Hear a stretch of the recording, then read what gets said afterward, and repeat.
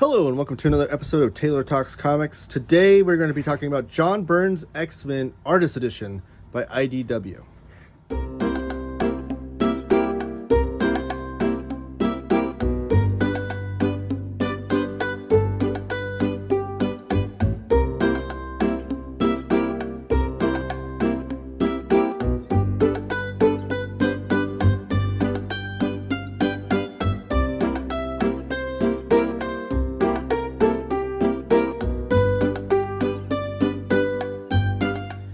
All right, thanks for joining me today. Like I said, I'm going to go over the John Byrne's X-Men Artist Edition by IDW. This is a beautiful collection. It is a reprint. But this is being brought to you by OrganicPriceBooks.com. So whether or not you're watching this on the Taylor Talks Comics YouTube channel or the OPB YouTube channel, give the video a thumbs up and subscribe and comment down below. No matter where you're commenting, I will reply. I always like talking to you guys about comics, hence my name. But if you are shopping with OrganicPriceBooks.com, I have promo codes for you. If you want to save $2 off any order, use Taylor Talks Comics down at the promo code, all one word. Use that promo code at checkout and you'll save $2 off. If you're ordering 4 or more books, you'll use the promo code TTC Ship It Together, all one word. TTC Ship It Together, all one word. In the checkout for savings of 5% off if you're ordering 4 or more books. All right, so this is John Byrne's X-Men Artist Edition. I've gone over a few artist editions on both channels, actually, OPB and Taylor Talks Comics. I did the Kevin O'Neill Apex Edition from 2000 AD. On my own channel, I did the Frank Miller Daredevil Artist Edition. So this is my third Artist Edition video. I do on my own personal channel. I will be doing a Rocketeer Artist Edition too down the line here. But these books are done to be printed at the size that the artist drew on. So not every Artist Edition will be the same size because some artists use different size paper. But this, most of the time, especially Big 2 comics, the artist drew on 11 by 17 drawing paper, and that's what it's printed at. It's like 11 by 17. So it's literally as if John Byrne handed you a stack of his original art and you're flipping through it, is what the experience of what reading this is like. This also is a reprint because it was originally released as the Artifact Edition. IDW used to have the distinguishing names. It would be Artifact Edition if it was just a kind of a random collection of artwork, and the Artist Edition was reserved for a collection of artwork that had every page in it to where you can actually read it as an experience with the original art. So since this is a reprint of the Artifact Edition, just a forewarning, there are no full issues in here. This is not a reading experience to where you can read page by page in here. It's just a random collection of John Byrne's original art, but that doesn't mean it's not still beautiful. So real quickly, here's the spine of it. I think this clocks in around 160 pages, if I remember correctly. But it says John Byrne's X-Men Artist Edition, IDW and Marvel. And on the back, we have this original art of the corner box that John Byrne did with Byrne's signature. There. You open it up and you get this blown up image of some of these panels for original art, which is, again, a great use of the size book. If you have this size book, why not blow up artwork to that size? You're never going to see it this size normally, in any other capacity. And the back end papers are different. It's a different image. Both of these images are included within the book, the actual pages themselves. Here's the title page here, John Byrne's X-Men Artist Edition. Here's the indicia that you get with any book and who worked on it, publisher, designer, that kind of thing. Over here you have a special thanks, and this is usually for artist editions. These special thanks will be the people that owned this original art and donated scans or did scans of it for Scott Dunbier. Scott Dunbier is the guy that usually puts these artist editions together for IDW. Scott Dunbier is the guy that puts these together, and he does a great job. This first introduction is John Byrne's intro, talking about his time working on X-Men.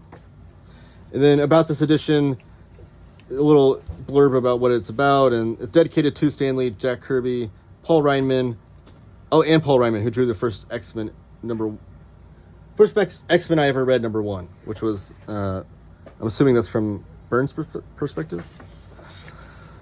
These are all the pages that are included in the table of contents here, which gives you a nice and easy way. If you own these pages in any sort of collected edition, you can do comparisons because you'll see like X-Men 108. It has pages 1, 4, 6, 8, 10, 16, 17, and that starts on page 8 of this book.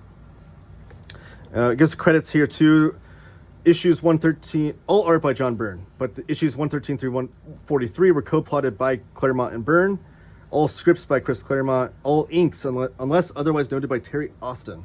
And Terry Austin is an important third party to this because all of the inks are done by him, and that kind of that trio or that team of Chris Claremont, John Byrne, Terry Austin, and then even you throw in Tom Orzechowski on lettering, was kind of like this magical team when they're putting these comics together. So now we open up to the first page. This is 113, I think, which I think was the first issue that Byrne worked on. No, 108, I'm sorry. X-Men 108, which is the first issue that Byrne worked on because it was David Cockrum that took over when X-Men relaunched with Giant Size X-Men #1, and it was Lynn Wein wrote that issue, and Dave Cockrum did a lot of the character designs and artwork. Then Chris Claremont takes over with Uncanny 94, I believe. And that's when Dave Cockrum is doing the artwork all the way through 108 when John Byrne takes over. So a lot of things, if you never looked at these artist editions, you're going to note is like a lot of... My hat keeps bumping the camera, I apologize. A lot of the top parts, like this is literally a scan of the original art page. So you're going to see like what page it is, what issue number. Byrne probably just drew that in there real fast. It looks like he signed the page even. And you can see a lot of this pasted up stuff on the bottom. But then within the artwork, you'll see some things that were probably cleaned up before they were finished and put into color and printed off and whatnot. And a lot of it includes you'll see some whiteout over some letters because maybe they changed the dialogue, or maybe sometimes they'll do a full paste up over the dialogue balloon if they wanted to change the story, which is a major example of that within this book. But you're looking at this and appreciating a lot of you can see Byrne whited out her eye here and had to recorrect it. Maybe he didn't like the way that eye turned out. So you're seeing kind of like a behind the scenes. It's like if you're on the set of a movie with a great director and you're kind of seeing like the behind the scenes of everything. What? Issue 109? Oh yeah, it's just smudged over. I think it's a lot of times that's when they paste it to their drawing board. My son's here. He's watching as I film too. But yeah, they tape their artwork to the board so it won't move around as they're doing their artwork. You also notate too is that some of these pages are like more yellowed than others. Like this has a more white effect to it, and that could be from whoever owns the page could not be maybe preserving it in a good way. What? Oh, the whiteout and the drawn on person. Yeah. Maybe they're not preserving it in a good way. They don't have it stored in a good way. Maybe they even have it some sunlight shining on it every day. It's hanging up in the room. So a little bit of that too. John Byrne, he signs some of these pages too. I'm assuming that this person probably bought this page at a comic convention and had John Byrne sign it before they. Looks like a signature there too. As they bought it, because they probably bought it right directly off of John Byrne.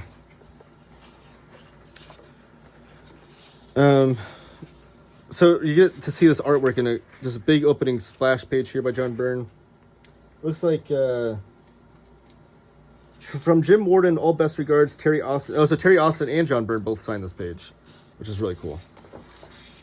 Here's the in papers that I showed you. Here's the full image. And one of the cool things you can see, like the zipatones and stuff used in here, that sometimes the way that these were printed back in the day on newsprint would not show up the best way, or they'd be colored over and you wouldn't see them, like all the zipatones show up. So it's like kind of you're seeing like the full love and care that the artist is putting in here that wouldn't always translate to the printed page.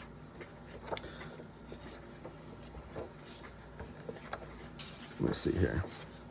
This is an interesting piece too, because I guess this was colored by Steve Oliff, I think.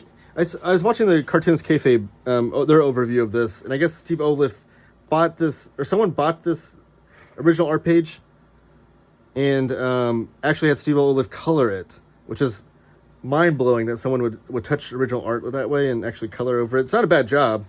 It does look cool, but kind of weird. But I do like that they put that in here. But the ones I want to show off are the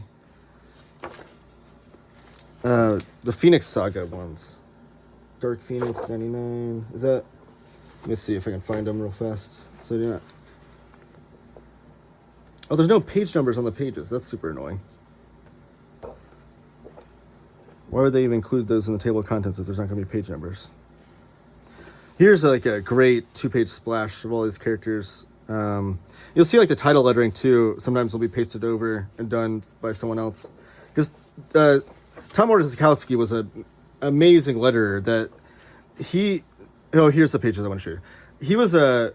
It was a famous story that Chris Claremont actually paid some of his royalties out to Tom Orzechowski, because I guess back then the royalty program didn't include letterers, but Claremont appreciated Orzechowski's work, especially with all the dense dialogue that Claremont would include. So not even just Orzechowski's work with the packing in a lot of dialogue and balloons, but even like the sound effects, which I don't know. I would be curious too, because I'm assuming that's Orzechowski on that kind of lettering, but sometimes artists do their own sound effects. I'd be curious if that's Byrne or Austin. But Orzechowski probably did that lettering. So when you talk about letters, it's not just filling in dialogue balloons. A lot of times it'll be the sound effects and whatnot. So this is the Dark Phoenix Saga story. So if you don't know, Chris Claremont and John Byrne had the Dark Phoenix Saga story. It was going to finish with kind of Phoenix receiving some retribution, finding out that she was being kind of mind controlled and not really guilty of all of the crimes that she committed. Not in a holistic way, I guess. But at the time, Jim Shooter was the editor. He's like, no. Like, she obliterated an entire planet, killing millions of people, even though I think they were like, what do people call them? Like broccoli people or something? You can't have her come back from that. You can't have her come back to the comic book page and expect people to treat her like a hero after she killed millions of people. So they had to change the story. Not at the last minute, but they had to meet a deadline. So this is cool that these pages are in here, because you can see, and I don't know if this is the case necessarily. If you know more of that back history in the comments, let me know. But all of the lettering on these pages look like it's pasted over. And I'm assuming it's because Byrne had a lot of the pages done, but they wanted to preserve that art and not have to redraw the entire issue. So they were just changing the dialogue on a lot of pages. So I'm assuming that's what all those paste ups look like, which is cool to experience that on the artist edition. And then, so yeah, those are all the pages included, and there's a little bit of back matter as far as extra artwork that's included in here. You get this pin up here, which I don't know where that was included at. Does it have a table of contents for the section? No, it's probably in the front. And you get some covers here by John Byrne and Terry Austin. These amazing and brilliant, famous covers. Like, if you've read this run, you know these covers. You recognize them. Should note too, the title lettering was created by Jim Steranko.